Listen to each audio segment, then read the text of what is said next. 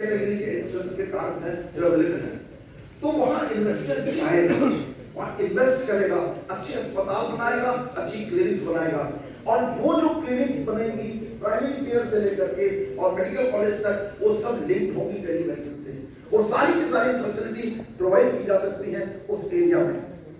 आज आप देखिए, बड़े आश्चर्य की बात है कि हिंदुस्तान में कुछ साल पहले एक लॉ बनाया गया कि कोई भी आदमी एक कार खरीदता है तो कार शोरूम से तब तक बाहर नहीं आएगी जब तक कि उसका इंश्योरेंस ना हो जाए, उसका रजिस्ट्रेशन हो जाए।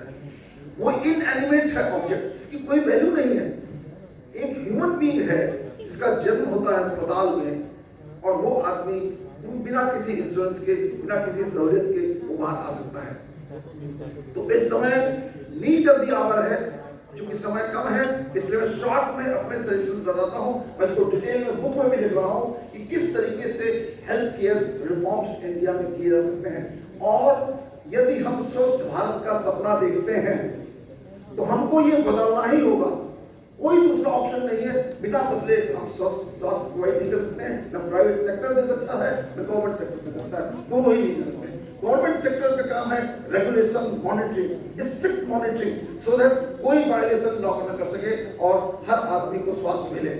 उसके लिए हमको क्या करना होगा कि किसी भी एजेंसी को हम बनाएं, चाहे वो KCI हो, जो कि सारे डॉक्टर्स को A to Z सबकी रजिस्ट्रेशन करे as per their knowledge, as per the qualification, और हॉस्पिटल्स की, नर्सिंग होम्स की सबकी क्लासिफिकेशन करे।